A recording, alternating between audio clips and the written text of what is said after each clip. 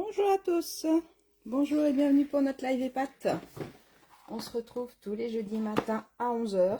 Il est un petit peu plus de 11 h là. J'ai pas vu l'heure passer, j'étais en train de bricoler. Et on se retrouve tous les jeudis matins, du coup ça m'a perturbé de voir l'heure. Pour notre live EPAT du jeudi matin, donc l'idée c'est de s'épater parce que on n'est jamais mieux servi que par soi-même. Et c'est vrai que quand on fait des réalisations, c'est super sympa de pouvoir s'épater. Le but de ce live, c'est de parler de produits, d'astuces, de techniques.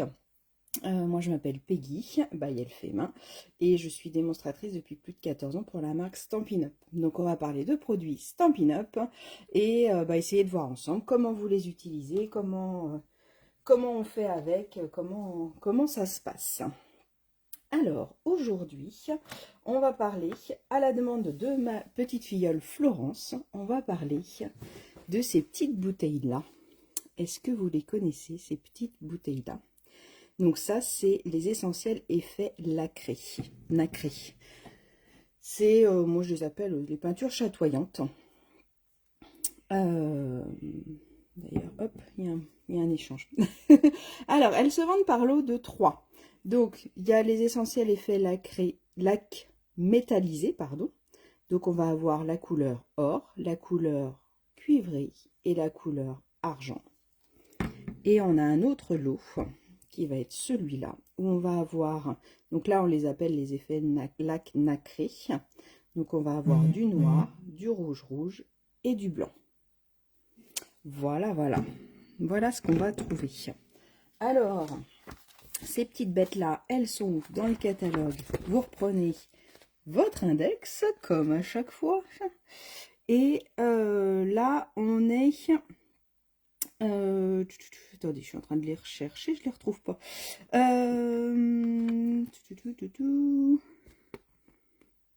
Là, ils sont dans ornement, essentiel effet lac métallisé, essentiel effet lac nacré. Donc ils sont à 2 pages, histoire que ce soit plus rigolo. Hein. C'est un jeu de piste, hein, vous savez bien. Page 110 et page 109. Donc vous les retrouvez. Hop. Page 109, il est présenté ici, avec des petites perles blanches, avec l'effet nacré blanc. Donc l'effet nacré, c'est la référence 156 310, c'est 19 € les 3 bouteilles. Une fois que vous avez ça, vous les avez pour longtemps.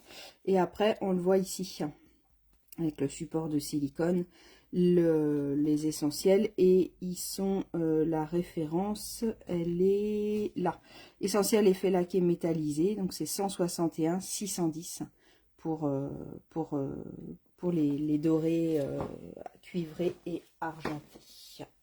Voilà. Alors c'est bien beau, ok, elles sont belles mes bouteilles, mais qu'est-ce qu'on va faire avec? Alors, dites-moi déjà en commentaire, est-ce que vous les avez? Si oui, lesquels vous avez? Est-ce que vous avez les métallisés? Est-ce que vous avez les nacrés?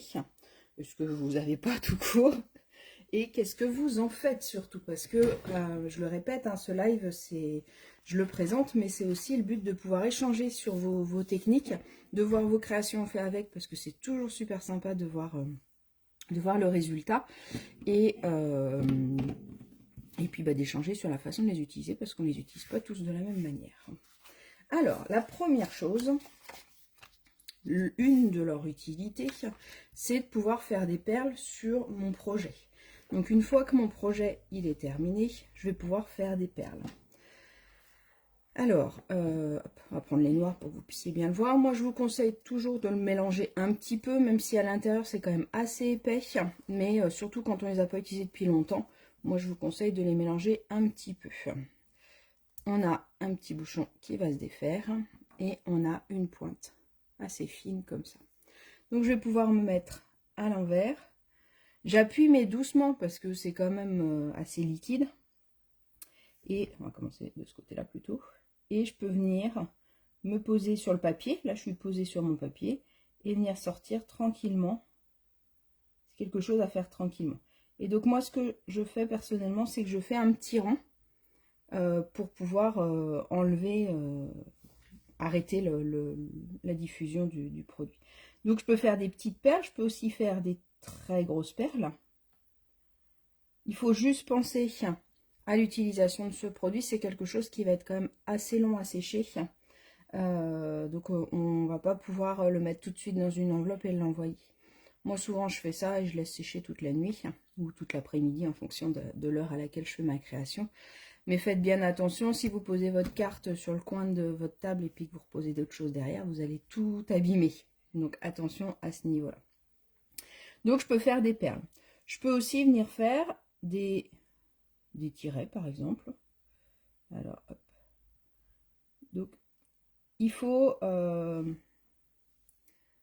enfin moi personnellement, après peut-être que vous êtes sûrement plus doué que moi, mais on a du mal à faire exactement la même chose à chaque fois, d'accord? Donc il faut accepter que ce soit pas quelque chose de nickel.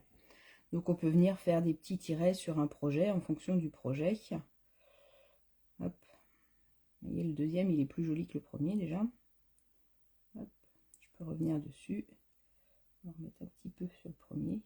Ce qui est difficile à doser, c'est le combien de produits va sortir de votre bouteille. Donc, je vous conseille vraiment de faire des petits essais avant. Après, ce qui peut être super sympa aussi, tant qu'on y est juste sur la création, c'est qu'on peut venir écrire. Donc là, hop. Alors, vous voyez, j'ai une petite bulle d'air. Donc, il faut que je fasse attention. Hop, voilà, comme ça, je ne vais plus avoir. Je peux venir tranquillement venir écrire mes prénoms, par exemple, pour une étiquette cadeau, pour un marque-page, pour décorer vos assiettes. Ça peut être tout à fait possible. Alors moi, j'ai pas une super écriture. Hop, voilà. Alors, d'après vous, je vais écrire quoi? Je peux aussi, du coup, l'idéal, c'est d'avoir fait une jolie étiquette avant.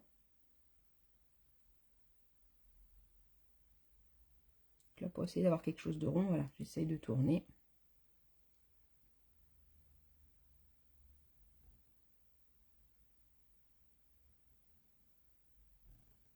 Un peu là.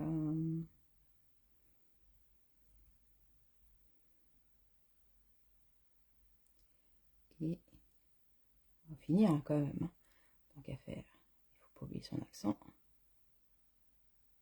Donc là, avant de soulever, je ne sais pas si vous voyez, j'appuie sur ma bouteille pour que le produit sorte. Et avant de soulever, bah, j'arrête d'appuyer. Comme ça, déjà, j'enlève la pression pour que le produit sorte.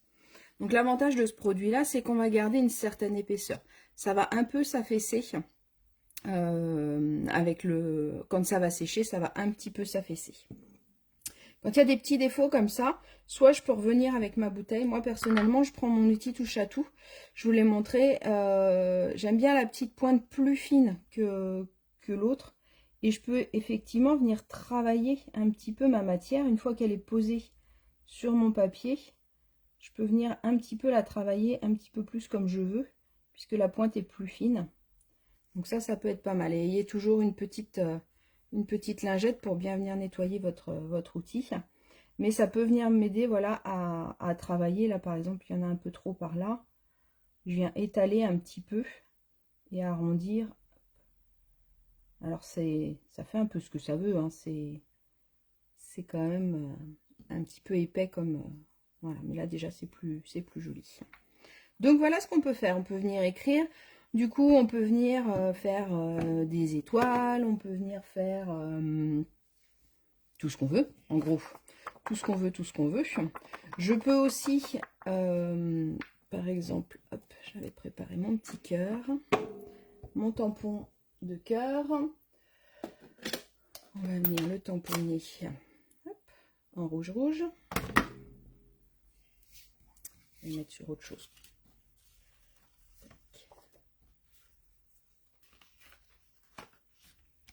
Là, je peux venir tamponner mon cœur en normal.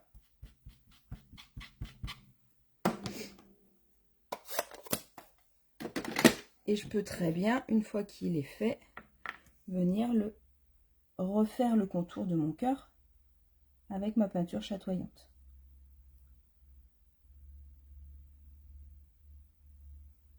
N'hésitez pas à faire tourner votre papier. Des fois, ça peut être plus facile d'aller vers l'arrière, moi, je trouve.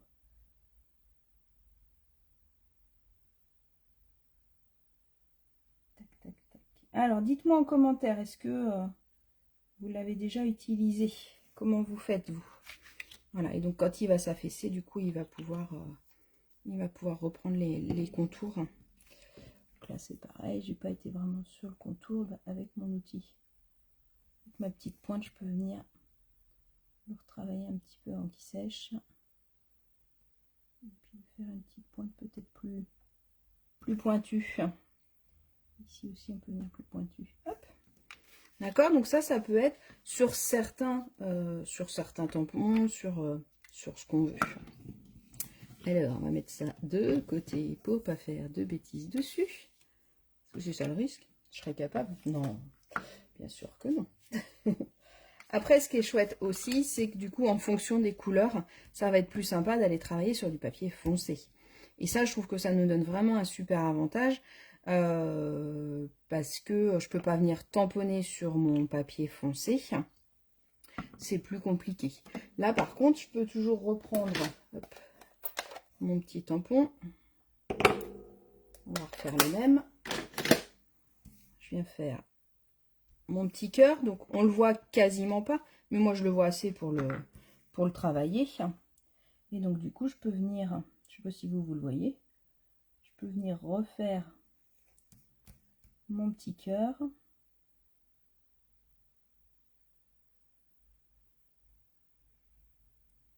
Il faut quand même aller assez vite parce qu'il s'efface quand même un peu. Et là, du coup, j'ai mon cœur directement dessus. Donc ça va être chouette. Des fois, on cherche aussi pour faire du blanc. Et ben là, avec ça, je vais pouvoir écrire. Hop là.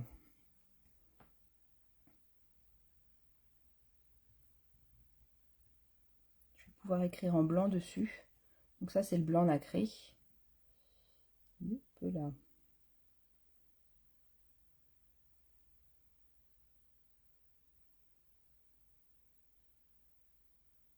Allez, lâche le bout.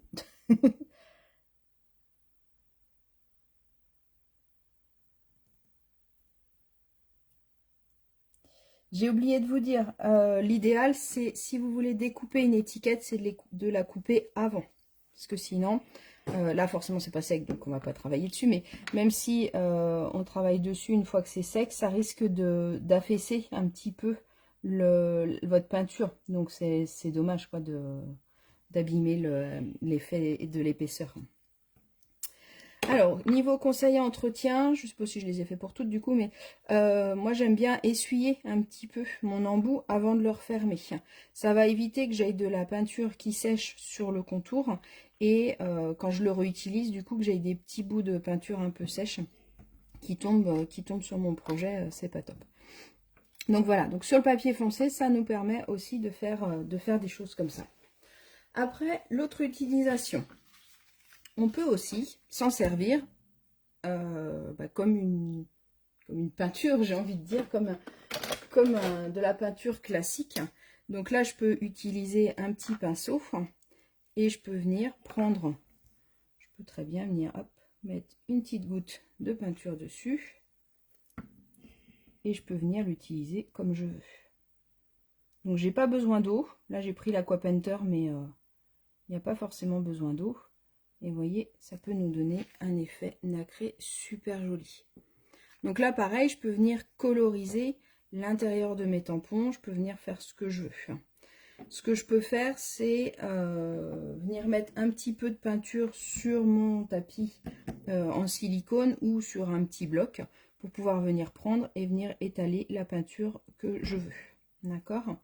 Donc ça, c'est assez chouette. Tout de suite, ça nous donne un effet nacré. Et si on prend sur du papier foncé, là c'est pareil. Alors je peux aussi mettre un petit peu de peinture sur mon bout de pinceau et là sur le foncé ça va garder une certaine couleur. On va faire un joli soleil. Tac. D'accord, donc c'est vrai que je trouve que c'est assez chouette de pouvoir l'utiliser sur toutes les couleurs. Ça va nous donner des effets complètement différents.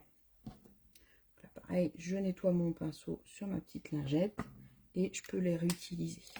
D'accord. voilà comment moi je l'utilise directement sur du papier.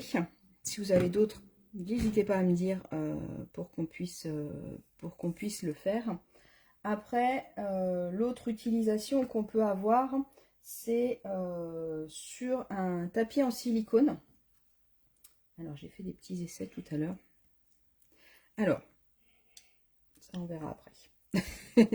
Tapis en silicone. L'avantage de mon tapis en silicone, c'est qu'il n'accroche pas la matière. Donc, quand je vais prendre, on va prendre mon outil touche à tout avec ma petite spatule. Donc là, je vais venir faire mes perles. Alors, comme je vous ai dit tout à l'heure, je l'ai posé sur le côté, j'ai posé quelque chose dessus. Ouais, voilà. Donc là, celui-là, par exemple, j'ai mis un petit peu de nacré. Donc, il est sec. Donc là, je peux venir le décoller avec ma petite spatule, par exemple. Hop. Et là, je peux venir le coller sur mes projets. En fait, là, ça me fait une décoration qui est déjà faite, que je peux utiliser à l'infini. Hop. Je mets une petite pointe de colle sur mon papier. Et je viens coller ma petite bille de nacre. L'avantage de faire ça, c'est que si ma bille n'est pas jolie, je ne suis pas obligée de l'utiliser. J'avais fait pareil avec une petite bille dorée. Donc là, pour la faire, j'ai juste pris hop, un petit peu de peinture. Alors celui-là, j'en ai pas mis beaucoup exprès. Je l'ai étalé en rond. Donc là, j'appuie plus sur mon réservoir et je fais mon rond. Ce qui me permet d'avoir quelque chose de plus plat. Donc pour certains projets, ça peut être pratique. Et ce qui me permet aussi que ça sèche beaucoup plus vite qu'une grosse perle qui va être plus longue à sécher. D'accord?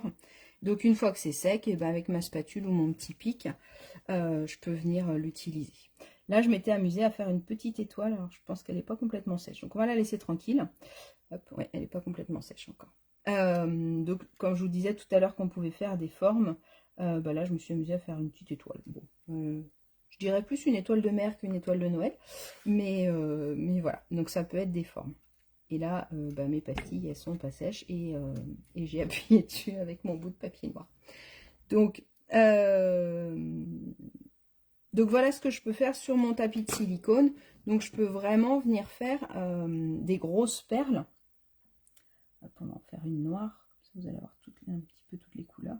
Je peux vraiment venir faire des grosses perles et les laisser sécher et après pouvoir venir les coller avec une glue dot ou avec autre chose. L'autre chose que vous avez vu aussi qui était là-dessus, c'est les glue dots. Donc ça, je vous en ai déjà parlé, je crois. Donc les glue dots, c'est des bandes comme ça avec des pastilles de colle. D'accord? Donc j'utilise, soit je prends mon petit élément, je le pose dessus et je viens coller. Soit je l'enlève avec ma petite spatule et je viens le mettre où je veux.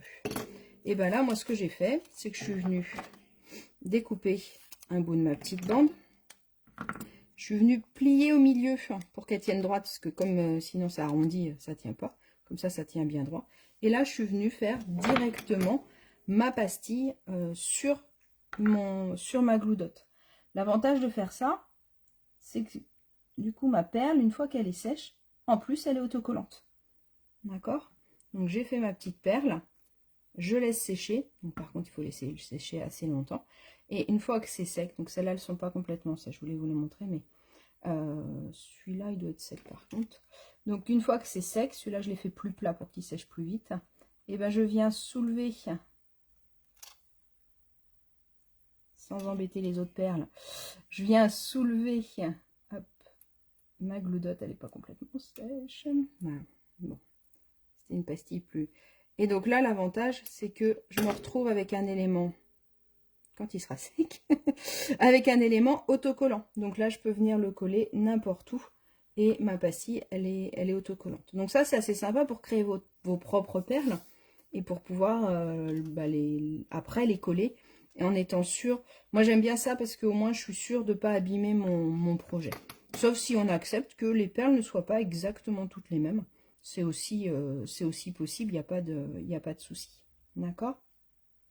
Donc ça, moi, j'aime bien, personnellement, sur les glue dots, faire mes petites perles d'avance. L'avantage aussi, c'est que j'ai prévu un projet, je fais mes perles, je pose sur une autre table pour être tranquille, je les laisse sécher. Pendant ce temps-là, je fais mon projet et à la fin de mon projet, je peux prendre mes perles et les utiliser. Donc ça, c'est assez sympa à faire. Ou alors, bah, j'en fais une petite série sur mon tapis de silicone. Je peux mettre dans un petit sachet ou dans une petite boîte après pour pouvoir les garder et les réutiliser. Je mets juste une pointe de colle pour pouvoir les coller dessus. Voilà, voilà ce que je fais.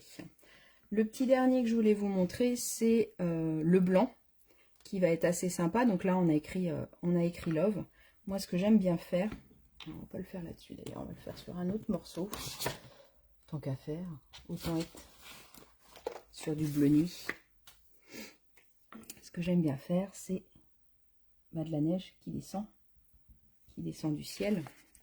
Donc je vais venir mettre un gros pâté de neige en haut de ma carte. Hop. Et après, je vais venir faire descendre. Donc pas tous de la même taille. Alors ça, pour Noël, je trouve que ça donne un effet super sympa. Pour Noël ou les projets de fin d'année, tout ce qui est un peu hiver. Et là, l'avantage, c'est qu'on ne peut pas se tromper. Hop, regardez l'effet, comme c'est sympa. On va mettre un tout petit peu en haut, là.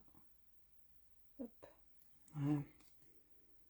Donc ça peut être super chouette sur n'importe quelle carte en haut, de pouvoir faire un contour comme ça ou autre chose. Je sais que celle-là, moi, je l'aime bien pour ça. Ça fait vraiment l'effet de la neige. Donc ça, c'est assez chouette. Voilà, voilà, un petit tour de ce que je voulais vous proposer par rapport à ces perles. J'espère que ça vous a plu, j'espère que vous allez pouvoir le faire. Je sais qu'il y a d'autres techniques, il faut essayer, il ne faut pas hésiter à tenter. Et puis, bah, montrez-moi ce que vous faites avec, c'est surtout ça qui est sympa.